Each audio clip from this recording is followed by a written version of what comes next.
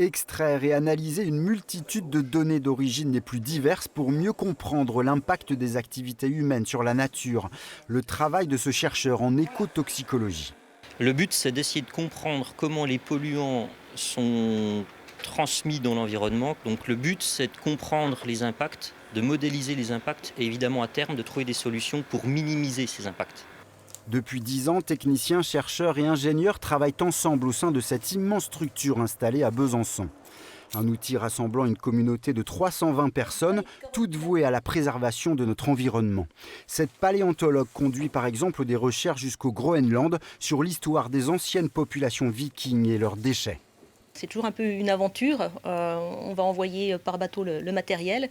Et puis là-bas, faut aller faire des carottages dans les lacs. Et sachant qu'il n'y a pas de route, il n'y a pas de voiture, il n'y a pas... alors il y a quand même du monde au Groenland, il y a 60 000 personnes qui vivent au Groenland. Mais c'est toujours un peu une aventure et généralement on part entre 15 jours et un mois à chaque fois. Une palette de sujets de recherche et d'expérimentation immense rendue possible grâce à la réunion de plusieurs laboratoires dans une seule entité il y a 10 ans maintenant. De quoi recueillir une multitude d'informations précieuses concernant des problématiques très concrètes. À l'ouverture, tu te mets à 8. Aujourd'hui, par exemple, on voit des sujets de recherche qui vont toucher comment l'eau peut être polluée avec les antibiotiques qu'on donne aux animaux. Donc c'est des thématiques comme ça, on les avait pas en place il y a une dizaine d'années.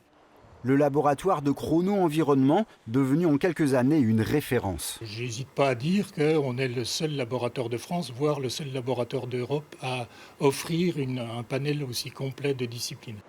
L'institution de recherche bisontine fête ses 10 ans cette année et met en place un programme de conférences destiné au grand public dans toute la région de Bourgogne-Franche-Comté.